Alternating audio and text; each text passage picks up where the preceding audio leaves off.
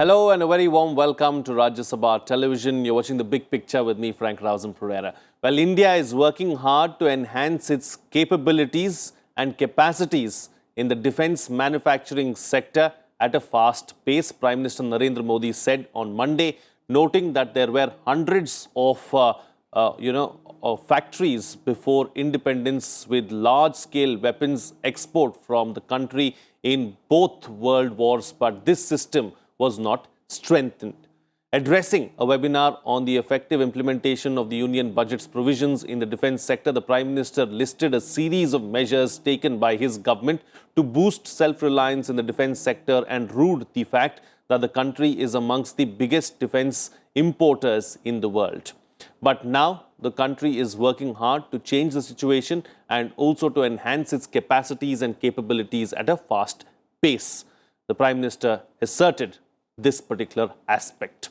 On the defense budget, the Prime Minister said a part has been reserved for domestic procurement even in the capital budget of defense. A total amount of 4.78 lakh crore rupees has been earmarked for the Defence Ministry in the 2021-22 budget with a nearly 19% increase in capital outlay.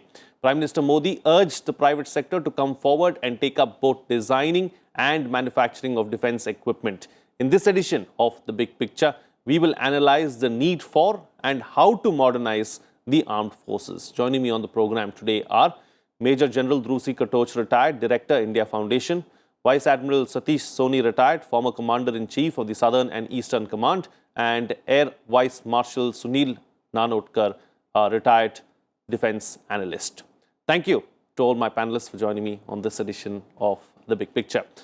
General Katoch, let me start the program with you first. Let's analyze and try and understand where we stand really as far as modernization of the defense forces as they stand today are, and what needs to be done going forward. Oh, well, Frank, as far as the modernization process is concerned, I think we have a long way to go, because when we are looking at modernization, we are looking at the upper edge weapons.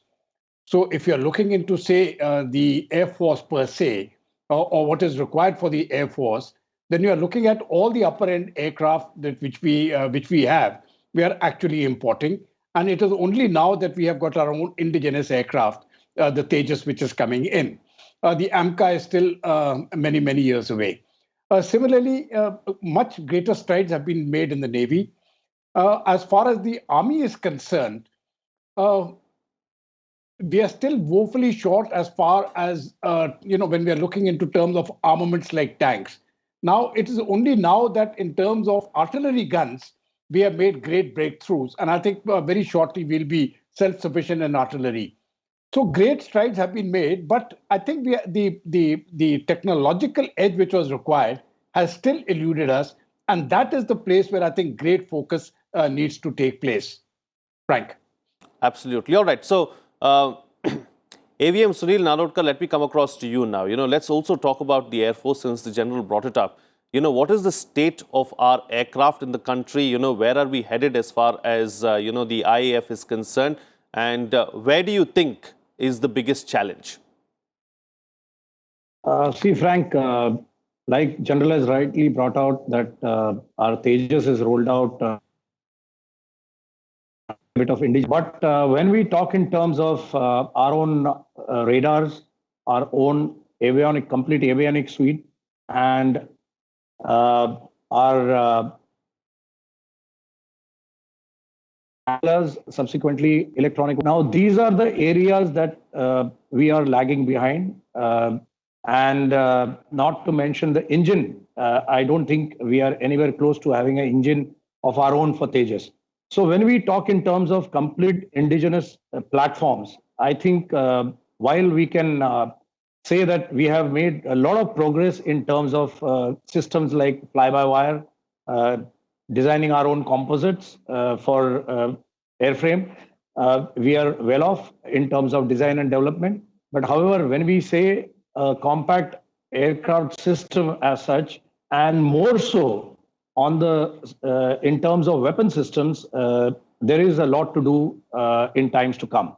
However, when I say this, I would like to acknowledge efforts of our scientific community and also private sector for their efforts in terms of producing air-to-air missile like Astra, thereafter going in for some of the air-to-ground weapon systems.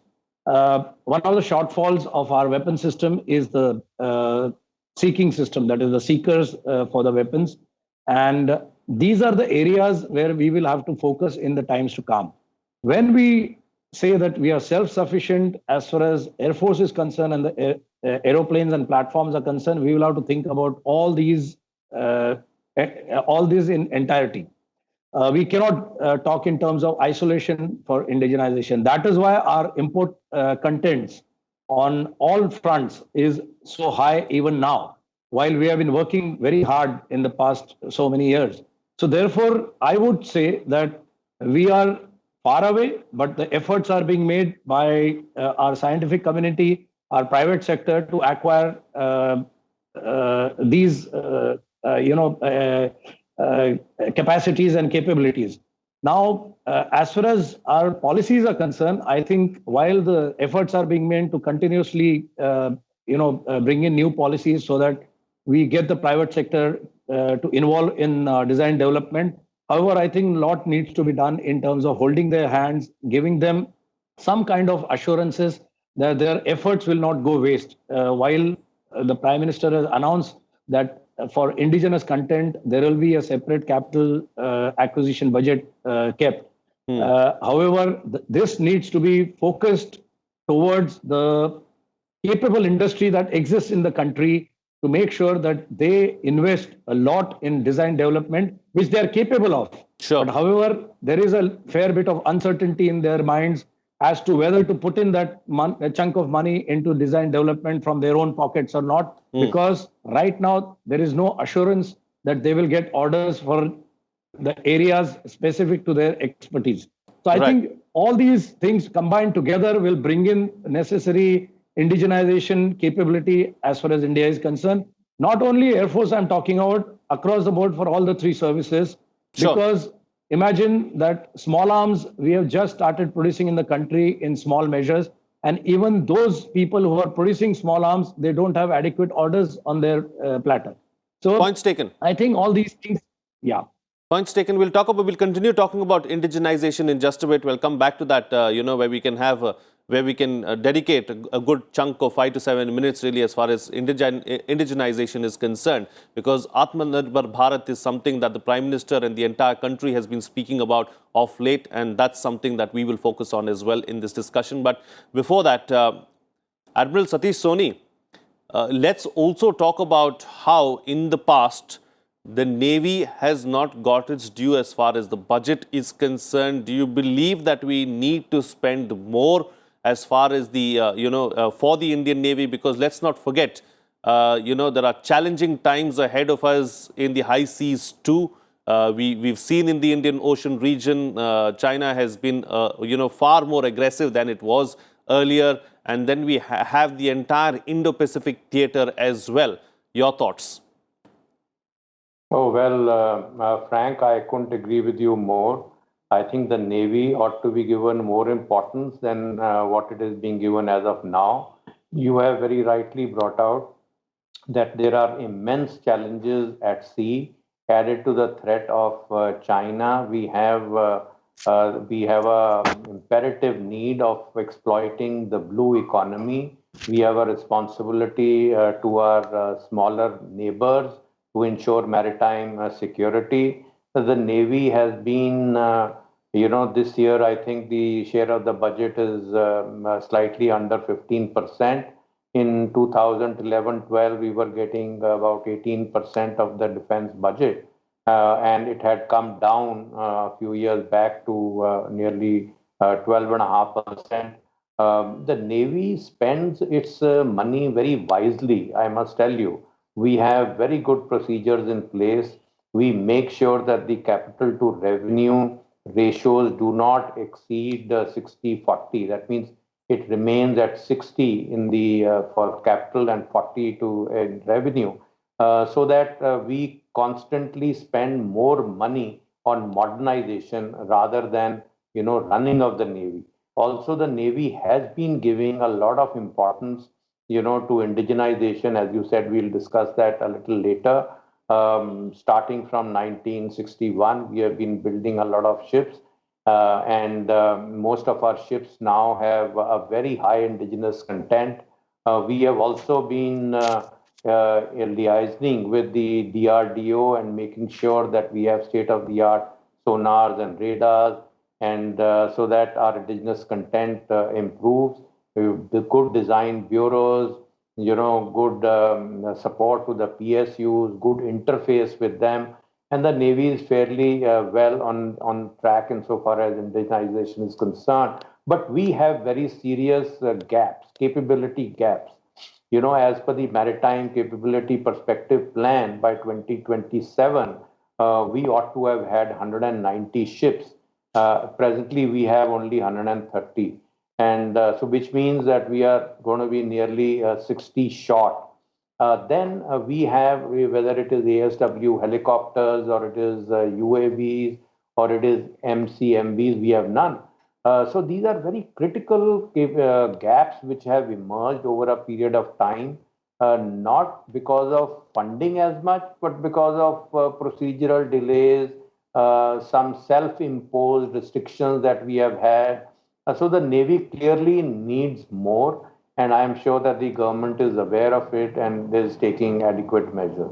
Absolutely. All right, taking the discussion forward now, General, the Prime Minister also spoke about how, India has been one of the biggest importers of military equipment over the years and how it's time to change that. We saw recently as well the Defence Minister talking about how we need to get into the business of defence export. How is that going? Do you believe that we can be, some kind of a force as far as exporting defence equipment is concerned as well? I think it is for the first time that the Prime Minister himself has started speaking about defence and about the need for Atmanirbharta and about the need for exports. The Defence Ministry, of course, has always taken it up, but now we are seeing the focus, renewed emphasis given by the Prime Minister himself as far as defence is concerned. And I think that is speaks very well as to the future course which defence modernization will take. Now, basically, I see three major challenges as far as the modernization process is concerned. The first is the decision-making process. Now, for many, many years, our decision-making processes as far as acquisition, the entire acquisition procedure per se, has been very tardy. And from the time a thought is given till the time it is actually executed, and that itself is taking about 8 to 10 years. And then we are talking about the production phase, which is totally separate. So we need to get this decision making down to say a lead time of maximum 1 to 2 years. And I think if we can do that from the current 7 to 8 years, that will do a great deal of good to our indigenization process. The second one is our public sector manufacturing capacity and capability. Now, our biggest challenges actually lie there, is that the public sector has really not been able to deliver the way it was mandated to. Now, right in the beginning of the program, you gave out as to what was our capacity and capability of this country during World War I and World War II. Now, we allowed that capacity to really languish. And I think to get it back, it is going to take some effort. So the public sector by itself doesn't have the capacity now to cater for all India's defense needs, which is why I have been a very strong proponent of getting the private sector in a very big way into defense manufacturing. That process has started, and I think with the Prime Minister's push, this can be magnified manyfold. The third one is, as far as the manufacturing sector per se is concerned, we have got now two of these defense zones which have been set up. One is in Tamil Nadu and one is in UP. Now, I think this is something which is going to reinvigorate the whole defense economy once these zones come up and they start their manufacturing. What is really required is an appropriate defense industrial base. And this is what has really been lacking. And this defense industrial base can only be set up with the private sector coming in a very, very big way. The Admiral had actually given a very strong point as to a holding hand of the private sector. Now, what really happens is that, let us say we have to manufacture a particular weapon system, and the cost is going to be, say, in the region of 5 to 10,000 crores. Now, if the private sector has actually gone in and manufactured that weapon system, and the government now says, or the armed forces now say, we will not buy, then they cannot undertake that loss.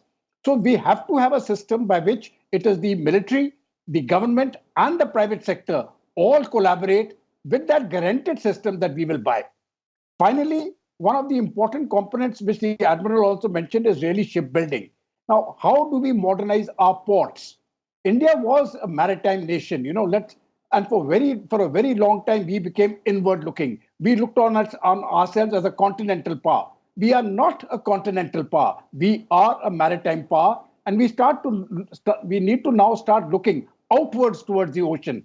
For that, it is very important to get our ports modernized. It is not simply a question of shipbuilding. The entire structure of the ports, the inland water transports, the entire system needs a revamp. And I think with the Prime Minister giving this push, we are on the right track. And let us look at a period of, say, 5 to 10 years. If we can continue with this, then I'm quite certain that we will be in a position to export our weapons. There's one more point I want to give very quickly. Yes, please. I want the nation to know that the defense economy is not a loss-making venture. If we can actually modernize our defense forces and reduce our defense expenditure from imports, we can increase our GDP by up to 2 to 3 percentage points. We are creating lakhs of jobs. So it is going to be a win-win situation. It is going to be economically profitable. Sure. Your GDP will go up. We will become defense exporters. And then, in the true sense, we will be what we call Atmanirbhar.